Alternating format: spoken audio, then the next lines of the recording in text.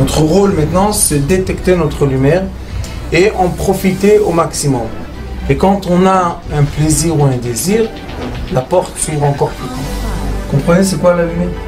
Lumière, amour. C'est pas important qui tu es, où tu es, comment tu es. Dieu t'aime. Bezrat Hashem, on va étudier aujourd'hui encore, on va approfondir dans le lien entre la maladie, le mal-être et le cheminement de l'âme. Très très intéressant. Nous avons des livres, Baruch Hashem, de Chassidut. Vous savez c'est quoi la Chassidut? C'est les élèves du Baal Shem Tov. L'élève le plus fort du Baal Shem Tov, que le Baal Shem Tov a dit qu'il sera après lui le chef, était le grand-père de ma femme qui s'appelle Rabbi Dov Mimezerich. Peut-être que son père, ils sont de la famille de Rabbi Dov Mimezerich. Et lui, il avait des élèves, 3 élèves. Un de ses élèves, c'était Noam Elimelech HaKadosh. Le Noam Elimelech, que toutes les semaines je donne cours, ça fait 15 ans, sur la paracha. Le Noam Elimelech HaKadosh, qui était élève du Rabbi Dov Mimezerich, il avait un élève qui s'appelait Kulum Mous. Et lui, il a écrit un livre sur la Torah, commentaire, qui s'appelle Maor Bashemesh. Et lui, il a écrit Noam Elimelech.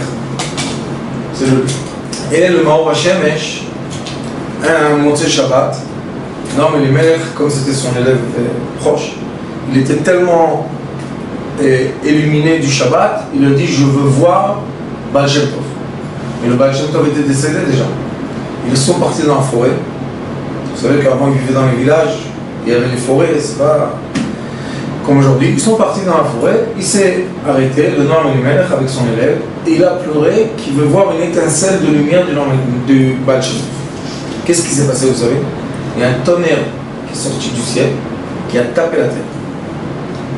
Ils ont vu un tonnerre qui a tapé la terre, il a brûlé la terre. Comme la foudre.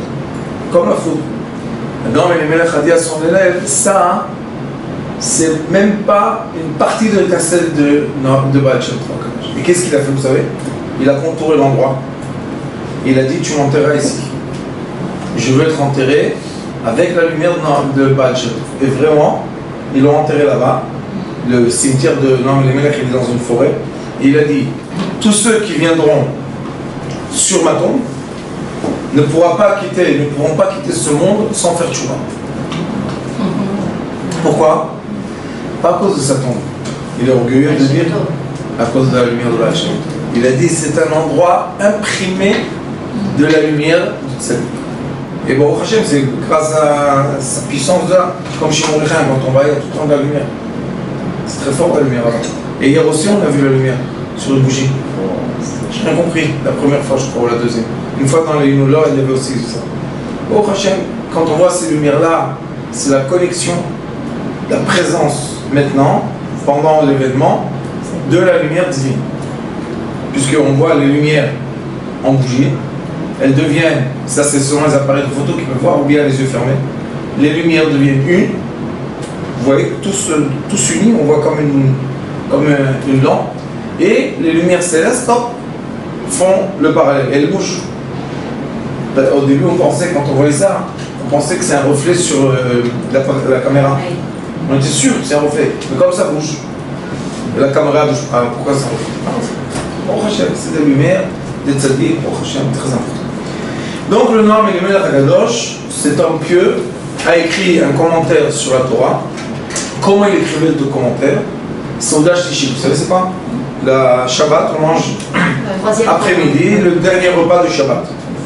Et Noam Elimelech, comme tous les tzaddikim, c'est un moment écrit dans le Zohar très élevé. Et qu'est-ce qu'il faisait? Et qu'est-ce qu'il faisait? Il donnait des divrei Torah. Mais lui, comment il donnait les divrei Torah? Il était connecté, comme Baal Shem Tov, il se connecte en haut, il parle. Et toujours, ils avaient un élève qui avait des mémoires phénoménales. Et après le Shabbat, même dans notre génération, par exemple, le Admor de Vizhnitz, il avait un élève à lui, plusieurs, Sodash Tishi, il parlait. Montez Shabbat, ils allaient à la maison, ils écrivaient mot à mot. tout ce qu'il a dit. Vous imaginez les mémoires. Et lui aussi, Noam Elimelech, il avait ça. Et on lui emmenait à lire. On lui donnait, on disait, regarde, ça c'est ce que tu as dit, Torah. Il lisait, il disait, mais qui a dit ça? Et aussi, on dit que les gens n'étudient pas ce livre. Il y a 15 ans, quand j'ai commencé à donner des cours à Ramat Gan, j'ai dit au Rav Klein, qu'est-ce que je vais donner comme cours? Il m'a dit, sur la paracha. Je lui ai dit, qu'est-ce que je vais donner dans la paracha? Il m'a dit, est-ce que tu es connecté? Le Noam Elimelech, je vous fais un peu d'histoire pour un peu connecter, c'est un peu fort ce qu'il va dire aujourd'hui. Le Noam Elimelech Kadosh, avant je donnais des cours la nuit. Je vous racontais, il y a très longtemps, j'étais jeune. Je donnais des cours. Et une fois, il est venu un monsieur de Ramleh, et il m'a dit, il a des problèmes. À 3h du matin, j'étais chez lui. Il m'a dit, écoute, moi je connais tous les rabbinim. Vous savez, on était jeunes, j'avais 25, 6. Je connais tout le monde, moi. Non, alors, il y a un livre. Si tu arrives à m'expliquer 2 phrases, je t'entends. Donnez le livre. C'était quoi, Maor Shemesh, l'élève de Noam Elimelech. Mais dans le Maor Shemesh, j'ai expliqué moi, le Maor Shemesh n'arrête pas de réciter Noam Elimelech.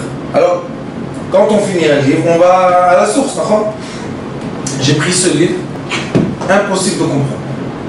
Impossible. J'étais chez Rav Klein, je dis, Rav, je comprends rien du tout. Il me dit, personne. C'est un livre, personne. Donc, je l'ai laissé de côté. Après une demi-année, je l'ai repris. Pourquoi? Ma femme, elle devait accoucher, et on dit que c'est bien ce livre. Alors j'ai commencé à lire quand j'ai attendu pour qu'elle accouche. Et un peu, j'ai dit au Rav Klein, peut-être je peux. Il m'a dit, écoute, c'est un livre, personne ne comprend. Ben c'est là. Alors je lui ai dit, le cours que je vais donner, c'est Noam Elimelech Paracha.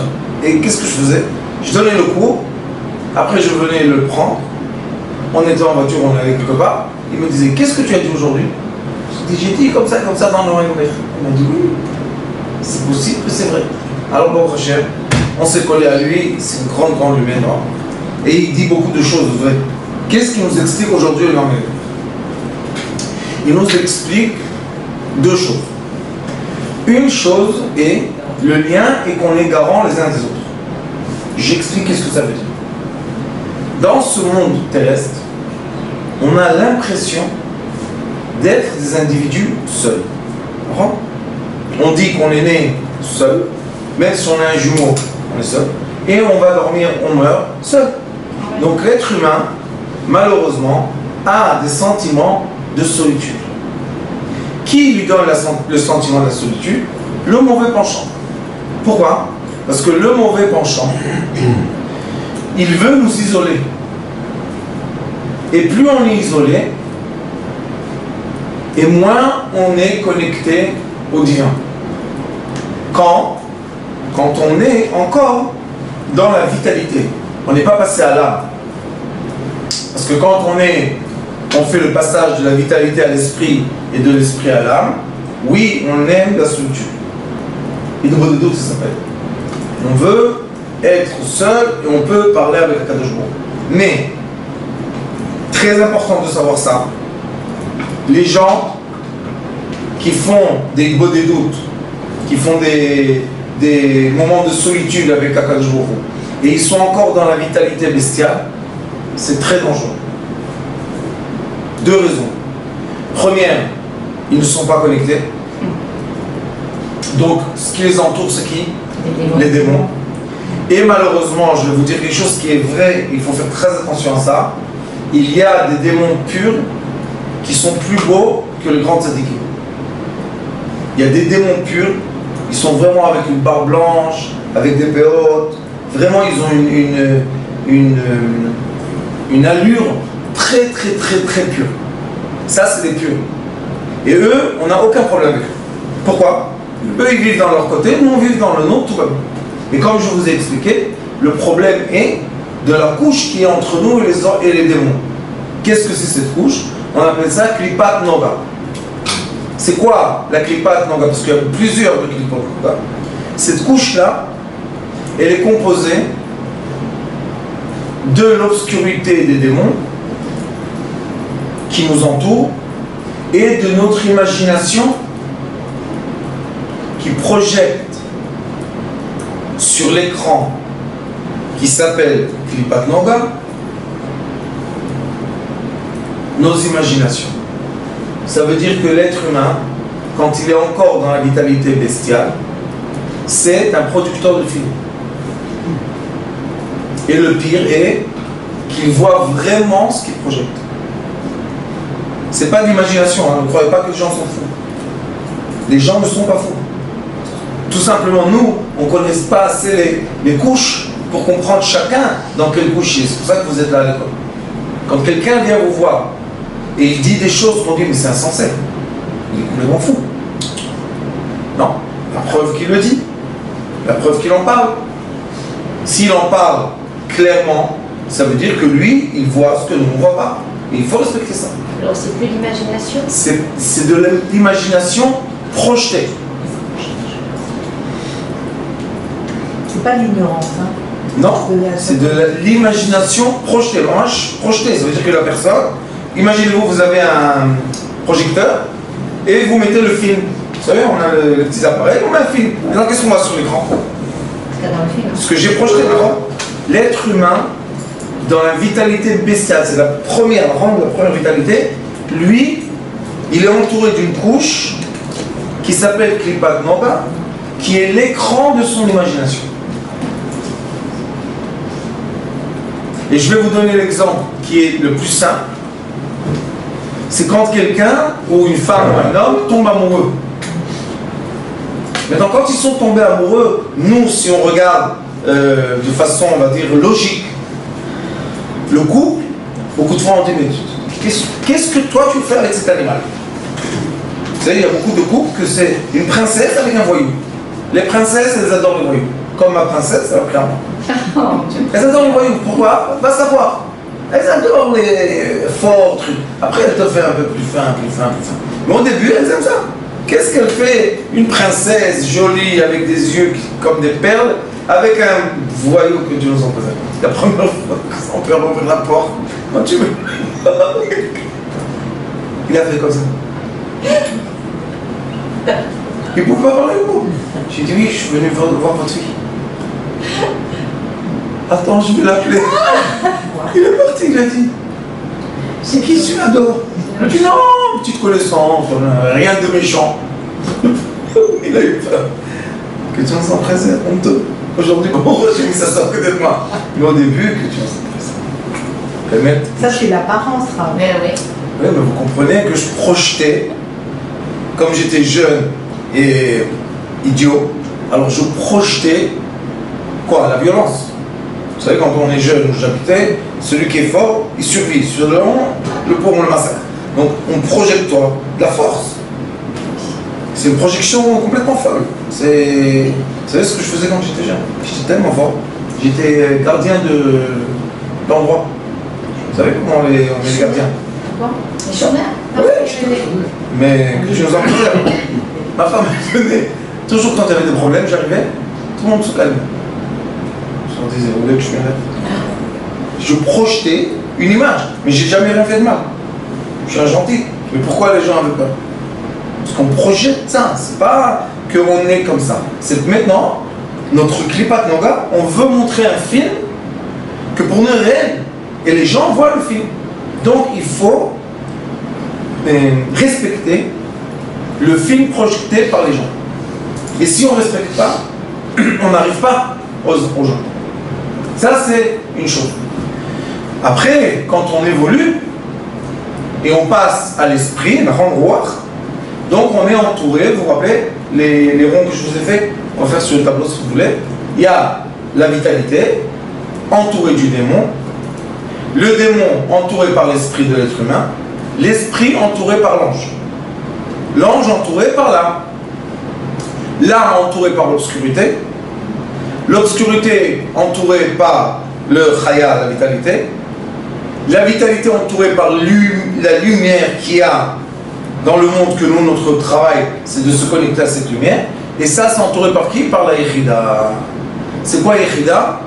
C'est l'union totale. Quand est-ce que je sais que je suis vraiment connecté? C'est quand je suis capable de comprendre et de voir ce qui est en face de moi et de dire tout est un. Et ça nous ramène au début du cours, quand je vous ai dit, nous ne sommes pas seuls, malgré que le démon, qu'est-ce qu'il fait? Il nous isole, il nous met dans une sphère isolée. Il nous dit non, non, vous êtes seuls, vous êtes seuls. On n'est pas seuls. Comment on est, vous savez? On est en équipe. Vous savez ça? On est né en équipe. C'est des familles d'âme. C'est des familles d'âme, exactement. Maintenant, qu'est-ce qui se passe dans la famille d'âme? C'est très très joli de comprendre ça. C'est qu'on est tous connectés les uns avec les autres, et ce qui est le plus beau, c'est qu'on est toujours connectés à ceux qui appartiennent à notre famille d'âme. Si on n'a pas de relation de famille d'âme, ça ne nous intéresse pas, même, écoutez bien, on a qu'est-ce qu'il dit? Sur un verset qui dit Tov shachen karov me'ach rachok. Mieux est un voisin proche qu'un frère éloigné. Qu'est-ce que ça veut dire ça? Le voisin proche, Shrina, c'est le groupe d'âmes qu'on est. Vous savez, quand on va dans un endroit, par exemple un mariage, et quand on sort du mariage, je vous dis qui vous avez vu? Il y a des gens que vous n'avez même pas vus, mais ils étaient là. Comment tu ne les as pas vus? Ils vous ont même donné à boire. Tu te rappelles pas qu'ils étaient là? Pourquoi? Parce qu'il n'y a aucun rapport d'âme. Et il y a des gens que quand on les voit, tic, ça y est, on ne veut plus les quitter. Qu'est-ce que c'est bêtise? Non, il y a une fusion, il y a une affinité, il y a quelque chose de très fort entre nous, et on se donne. Maintenant, on dit, qu'est-ce qu'ils sont? Une fusion. Une fusion très forte et instantanée. À ce moment-là, je te vois, je tombe amoureux. C'est comme oui, ce que j'allais vous dire, comme un mais c'est vraiment, pourquoi je vous dis je tombe amoureux? Je ne dis pas ça parce que je veux dire des bêtises, parce que la yechida, l'union, est quoi? L'amour. Donc quand on a un patient, par exemple, je vais vous donner tout à l'heure un exemple, vous allez voir, quand on a un patient, et ce patient-là est de notre âme, et nous on est des thérapeutes, on peut agir sur lui. Quand le patient n'est pas de notre âme, on n'a rien à faire avec lui. Quand je vous dis rien à faire, on va lui donner les cachets, on va faire l'opération, rien ne bouge. C'est pour ça que moi je dis aux gens, si tu vas chez un docteur, ou tu vas chez un thérapeute, si tu ne sens pas qu'il y a un feeling entre vous, laisse tomber. Il y a assez de chirurgiens, il y a assez de dentistes, il y a assez de thérapeutes, tout va bien. Et même des fois ici, je reçois des gens, je leur dis, il n'y a rien entre nous. Ils viennent, ils commencent à me dire des bêtises. Est-ce que tu vois mon futur? Tu vois mon truc? Je leur dis, qu'est-ce que ça va ici? Moi, je suis en voyant. Mais je vois qu'ils n'arrivent pas. Alors je leur dis, à Lina, rendez-leur leur consultation, qu'ils s'en vont. Pourquoi ils doivent s'en aller? Pas parce que je ne veux pas les aider. Il n'y a aucune fusion. Et il y a des gens, ils viennent, c'est immédiat. On peut les aider tout de suite. Et eux, je vous ai dit encore une fois, on va diviser par 3 les patients qui sont de notre âme. Il y a le patient qui est venu recevoir la thérapie tout de suite. Ça veut dire on lui fait le sujo, on lui fait de la lumière. Ça y est, c'est bon. Il y a le deuxième qui a besoin d'un rendez-vous toutes les semaines. Sa thérapie est qu'il vient vous voir toutes les semaines.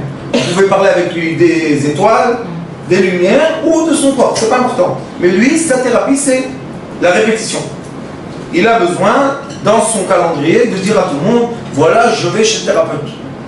Ça lui donne un équilibre, ça lui donne un point d'équilibre, je comprends ça, on l'a expliqué beaucoup pendant les cours. Et le troisième, qui est la majorité de mes élèves que j'aime tellement, ce sont des élèves. Pourquoi un élève vient chez son maître? Pourquoi? Parce qu'il a un manque. Quel est le manque? C'est pas qu'il a un manque, il a votre téléphone, il a le WhatsApp, mais il veut la connexion, il veut le savoir. Le maître, c'est quoi son travail? C'est de se connecter au savoir et diffuser le savoir. D'accord? Un maître qui ne diffuse pas à ses élèves ne s'appelle pas un maître. Ça peut être quelqu'un de très intelligent, mais dès qu'il ne diffuse pas, ça veut rien dire. Maintenant, les élèves, quand ils reçoivent, ils peuvent recevoir seulement la vérité, je parle, hein, pas de recevoir les mathématiques, des choses comme ça. Les vraies vérités, on peut recevoir seulement si on est une famille d'âme. Si on ne vient pas de la même famille d'âme, c'est bien, c'est beau, c'est intéressant, mais on passe. Mais quand c'est la famille d'âme, ça tient, ça se colle dans notre corps. Pourquoi? Parce qu'on vient du même réseau. C'est très important de comprendre ça. Quand on est thérapeute, il faut être très très souple, très libéré. Je dis aux gens, moi je suis quelqu'un de libre. Pourquoi libre? Parce que si je ne peux pas faire quelque chose, je peux dire que je ne peux pas faire. Mais si j'ai besoin d'argent, je ne peux pas dire à la personne pas parce que je veux que la personne me donne de l'argent. Alors je ne suis pas libre. Si j'ai besoin de kavod, alors je veux des patients. Je veux que les gens disent, t'as vu celui-là, comment il est. Mais tout ça, c'est pas nous. Pourquoi? Parce que c'est pas la vraie thérapie. La vraie thérapie, c'est que vraiment je suis connecté à la personne. Aujourd'hui, je vais vous ouvrir un espace-temps qui explique pourquoi on est connecté et qui explique pourquoi dans cette sphère d'âme, qui est la famille des âmes, comme elle a dit tout à l'heure avec le pétage, pourquoi dans cette famille d'âme, nous avons des gens qui souffrent et nous avons des gens qui ne souffrent pas. Pourquoi nous avons des gens riches et on a des gens pauvres dans la même sphère. Vous savez aujourd'hui, avant je vais vous dire c'est quoi la connexion avec un docteur. Vous savez il y a 7 ans, je ne me rappelle pas que c'était 7 ans, mais la semaine dernière j'étais voir Dr Bengal. Que Dieu le bénisse, ce docteur. Bengal, c'est le docteur du cœur qui m'a sauvé la vie. Sauvé Dieu. Mais lui quand je l'ai vu, on a parlé 2 mots. C'est cher. Il m'a dit tu viens ou tu viens pas? Je lui ai dit bien sûr que je viens. Il n'y a même pas de discussion. Je devais sortir d'un hôpital pour aller dans un autre. Vous savez ce qui me casse la tête? Mais tu comprends, mais c'est dangereux. Et je lui ai dit écoute, ils sont où les papiers? 7 h du matin, j'ai dit c'est où les papiers? Comme moi, ils ont fait peur à ma femme. Je lui ai dit ah, ça va.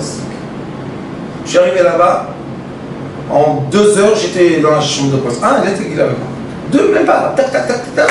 Il m'a appelé. Je suis parti. Bon, je suis revenu. Et vous savez que quand je suis parti, il est venu, lui, docteur Bengal, parce que j'avais l'artère principale 98% fermée. Il m'a dit comment tu vis? Alors il était dans l'opération comme ça. Moi je suis rond déjà. Il me dira qu'est-ce qu'on fait? Il criait dans la chambre d'opération entre moi. Des cris, parce que j'allais mourir. J'étais en haut, je vous raconte comme ça parce qu'on se connaît un peu, et je leur ai dit qu'est-ce qu'on fait? Ils m'ont dit tu veux vivre? Je dis oui. J'ai entendu ma femme pleurer et j'ai vu les allées. Je dis oui, je veux. Alors ils m'ont dit dis-lui que tout va bien. Je suis comme ça, je lui dis moi je suis complètement. Je lui dis Elohim à la yadayim shekha. Dieu est sur tes mains. Vous savez qu'est-ce qu'ils ont dû faire? Me percer le cœur. Mais dans le problème, c'est que les pressions internes et externes explosent au cœur. C'est pas de rigolade. Je lui dis n'aie pas peur, perce. Et je me suis endormi, je suis reparti où je devais partir.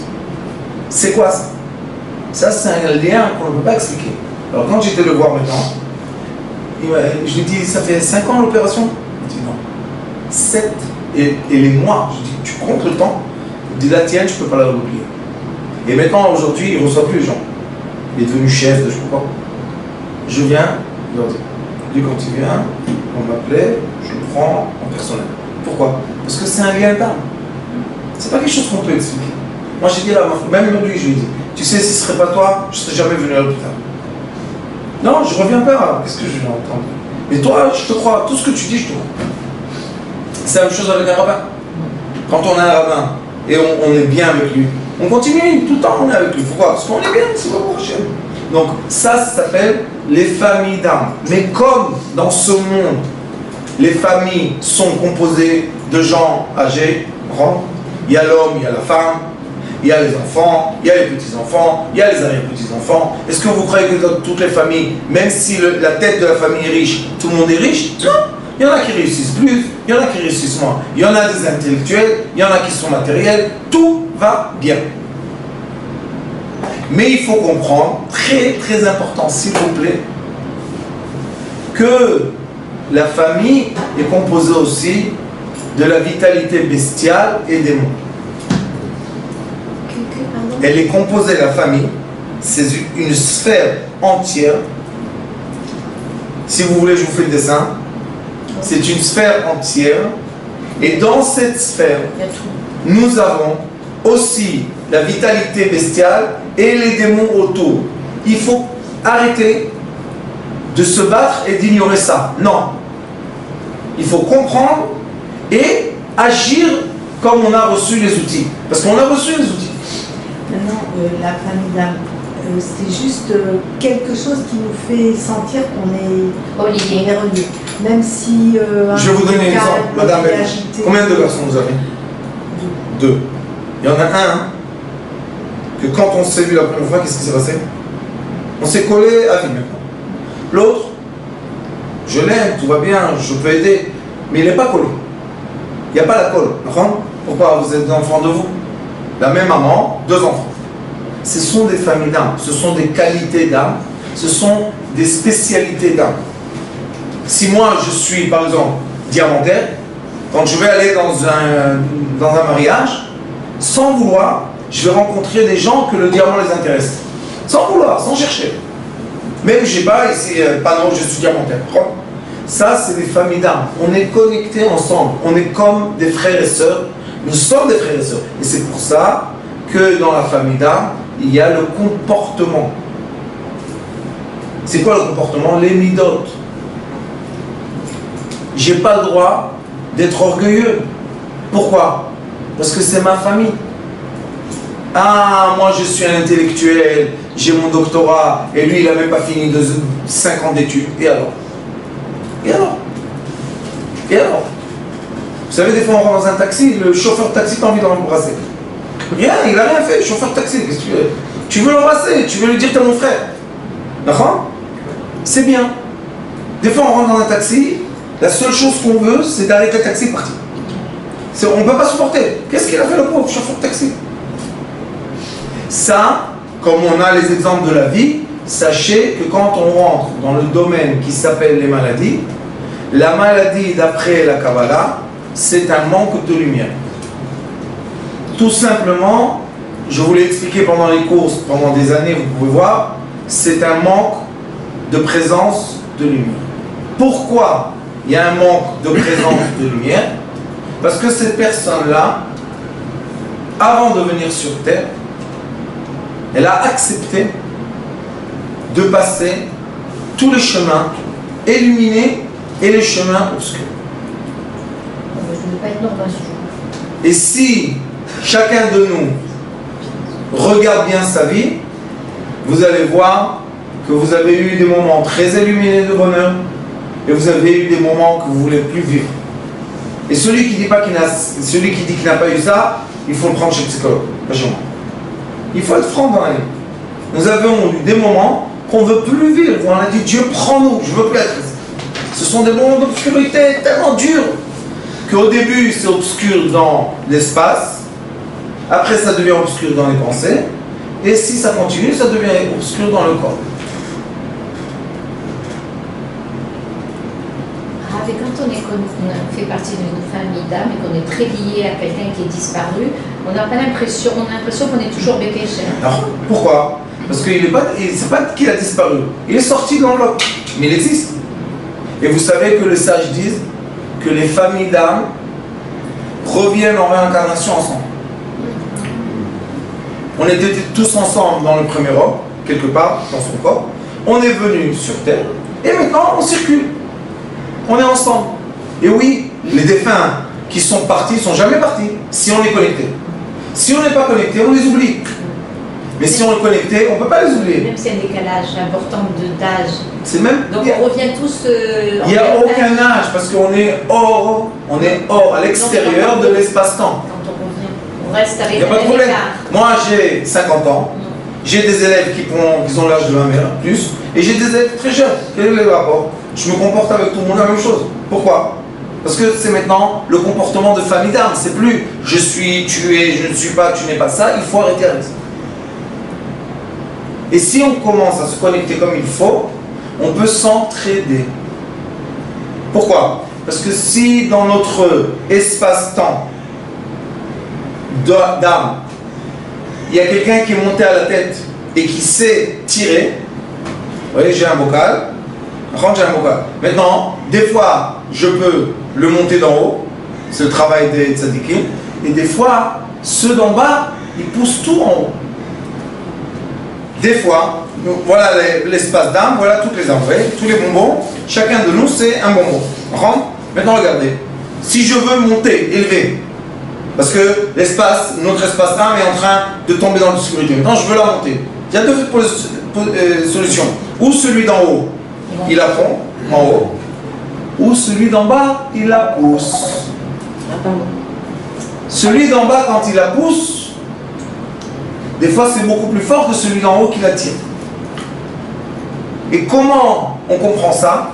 Seulement quand on a la vision globale de la famille d'âme. Et c'est pour cela que le Zohar HaKadosh dit que la chose que Dieu aime le plus, c'est quand les gens pieux sortent de leur espace de confort, ils vont dans la rue chercher ceux qui font l'inverse de la volonté de Dieu. Écoutez bien. Et ils courent après eux pour leur donner de la tzedaka. Les gens aiment donner quand ça leur fait du bien, mais ils n'aiment pas donner à ceux qui ont l'air d'être pas corrects, pas bien. Il dit, eux, va leur donner. Pourquoi? Ce Zohar HaKadosh, c'est l'explication que je vous donne maintenant. Toi, le grand, tu n'es pas grand, parce que celui en bas, c'est lui qui va pousser tout. Alors il y a des moments, qu'est-ce qu'on doit faire? Arrêter d'être grand, descendre en bas, ici donner de la lumière. Qu'est-ce qui va se passer? Le feu, ça monte en haut. Donc beaucoup de fois, c'est pour ça que vous savez que j'avais une yeshiva de voyous. Et le Admor de Toldot Aaron, à mon avis, c'est un des Lamekvar Tzadikim de cette génération. Vous savez que quand il y a des tensions, et il y en a et on le sent, qu'il y a des grandes tensions, vous savez qu'est-ce qu'il fait? Il m'appelle, il m'a dit, va avec tes voyous faire un petit coup. C'est ça qu'il me dit. L'echima avarianim shokha. Va avec tes voyous. C'est la bête. Il me dit, oui, va avec tes voyous. Pourquoi? Parce que on sait que des fois on a besoin de feu d'en bas. Des fois oui, le tzaddik il doit faire son travail, se connecter dans la lumière, illuminer la sphère. Mais des fois la sphère, elle est tellement encombrée que la lumière d'en haut n'arrive pas en bas. Mais eux, en bas, ils sont toi. Donc qu'est-ce qu'ils font? Ils sont lourds. Donc la sphère ne monte pas. Tu dois descendre en bas, chauffer, et tout monte en haut. Qui sont ces gens-là en bas, qui sont malheureusement froids, lourds, obscurs? C'est les gens malades, les gens pauvres, les pauvres que leur esprit est tout fermé. Tous ces gens-là, on est obligé d'aller leur donner de l'amour, donner un câlin. Vous savez que Tisha B'Av, la nuit de Tisha B'Av, après qu'on a fait les quinantes et tout, il y a un des enfants comme ça qui est venu me voir. Tachouf, qu'est-ce qu'il y a? Je viens te voir. Il m'a raconté un peu ce qu'il fait et tout, et je ne sais pas pourquoi. On a parlé d'Avodah Zara, parce que je pense qu'ils font des choses hindoues et tout. Et je lui dis, tu sais mon fils, les cheveux que vous avez là longs, et vous vous rasez la tête, c'est Avodah Zara écrite, c'est pas moi j'invente. Il m'a dit, où c'est écrit? Je vais le montrer, regarde. Celui qui rase ici, et qui fait les cheveux là, c'est de l'idolâtrie. Il m'a dit, ah bon? J'ai dit oui. On a continué la conversation, j'ai rien. Je l'ai embrassé, je les aime, c'est mon oxygène, ces enfants. Ils sont partis, écoutez bien, au côté. Quelques-uns de cette bande. Et comme ils ne savaient pas, vraiment ils ne savaient pas. Vous savez qu'est-ce qu'ils ont fait? Au côté, au mur de la lamentation de Jérusalem, après minuit, après Khatzot, ils ont filmé TikTok. Ils ont dit à Kadosh Baruch Hu, ça, tu ne veux pas me rendre? Ils ont coupé. Et ils m'ont envoyé le film. Ils m'ont dit, regarde, on a enlevé ça. Maintenant, moi je ne vais pas dire ça pour qu'il enlève. Je m'en fous, moi. Tu peux te tatouer, tu peux avoir des cheveux, tu peux avoir des piercings. Je m'en fous, moi je t'aime, je te câline. Mais il faut comprendre que si je lui ai donné vraiment de la lumière, maintenant lui, tout seul. Et le Noam Elimelech explique beaucoup. Il dit que le tzaddik, quand il fait tchouva, la lumière qu'il fait illumine une âme obscure de son espace, très loin, des fois dans l'autre côté du monde. Je vais vous raconter une belle histoire. Il y a une jeune fille, que je sais pas quoi, je l'ai aidée ici, je ne me rappelle même plus, de Jérusalem. Elle est partie en Amérique, étudier dans un collège. C'est tout. Elle est partie étudier, top. Dans un collège, je ne sais pas où elle est partie, en Amérique. Elle a rencontré un garçon. Top. Le garçon, juif, mais à part de savoir que sa mère est juive, il ne savait rien. C'est tout. Elle est amoureuse de lui, 1, 2, 3, 4, 5, ils sont revenus en Égypte. Ils sont venus, je ne me rappelle plus parce qu'elle avait un problème sur son corps, je ne me rappelle plus quelque chose. Elle a appelé Gila l'a fait rendez-vous. Je me rappelle, c'était à Reims, à Blain. Il est rentré avec elle. Il m'a vu, il s'est assis et commence à pleurer. Elle le regarde, elle lui dit qu'est-ce que tu as? Mais dans lui, rien du tout. Ni rabbin, ni rien. Vous savez qu'est-ce qu'il lui a dit? Il dit, lui, j'ai rêvé de lui. Et il m'a dit dans le rêve que je dois venir le voir. Maintenant, moi, je ne sais rien de ça. Hein. Je ne sais rien du tout. Il a pleuré. Après, ils se sont séparés, il est resté à Jérusalem, il est rentré dans une yeshiva et étudié. Il m'a dit, je t'ai vu. Tu m'as dit que j'allais venir en Israël. Il n'avait aucune idée de ça, de rien du tout. C'est quoi ça? C'est pas de l'orgueil. Il faut jeter l'orgueil. C'est tout simplement, on est une sphère d'âme. C'est ce qu'il dit le nom de l'Imam Akadosh. Quand quelqu'un est malade là-bas, loin de toi, tu peux toi le guérir.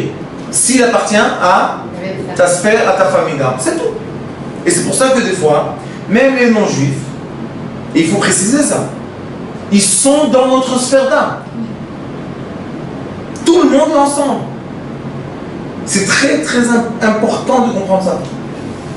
Très important. Parce que quand on a l'orgueil, malheureusement, on sépare les gens, on fait des parties. On fait des séparations, on dit lui non. Non, pas du tout. Lui, oui, et lui, oui, et lui. Alors, comment tu fais? Moi, je leur dis aux gens, dans la communauté, il y a tout le monde. Des très religieux, des pas religieux, des juifs, des non-juifs, des femmes, des hommes, des enfants, des grands. Tout le monde peut être. C'est mon craint comme ça m'a enseigné. Et le Rabbi Chaim Vital, l'élève de Rabbi Akadosh, il dit un commandement. Il dit obliger l'être humain d'arriver à l'amour de son prochain, juif et non-juif. Quand je dis ça à Jérusalem, les gens ils explosent. Quoi? Je leur dis écoutez, ou on étudie, ou on casse la tête. Vous voulez savoir la vérité? Eh bien, elle est écrite, c'est pas moi qui l'ai écrit. C'est pas moi qui l'ai écrit. Il dit seulement quand tu arrives à cet amour, tu peux commencer à évoluer. Quand tu n'es pas encore dans cet amour, tu es encore dans la séparation, tu ne peux pas évoluer.